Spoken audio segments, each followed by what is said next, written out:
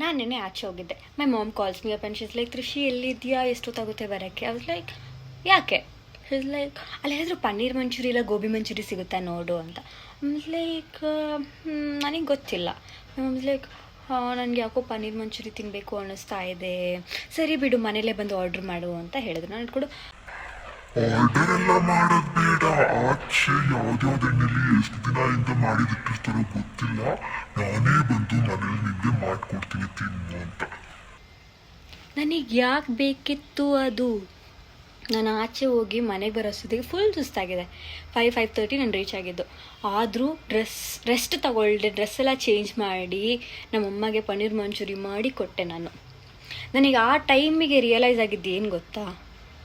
I have turned into my mom. ಚಿಕ್ಕ ವಯಸ್ಸಲ್ಲಿ ನಾನೇನಾದರೂ ಅದು ಬೇಕು ಇದು ಬೇಕು ಅಂದರೆ ಅಂಗಡಿಯಲ್ಲೆಲ್ಲ ಚೆನ್ನಾಗಿರಲ್ಲ, ತಿನ್ನಬಾರ್ದು, ನಾನೇ ಮನೇಲಿ ಮಾಡ್ಕೊಡ್ತೀನಿ ಅಂತ ನಮ್ಮಮ್ಮ ಹೇಳ್ತಾಯಿದ್ರು. ಇವಾಗ I am saying the same frequent dialogue to her. ಎಲ್ಲರೂ ಹೇಳ್ತಾ ಇದ್ರು, as you grow up roles reverse ಆಗುತ್ತೆ ಅಂತ. Yesterday I lived it.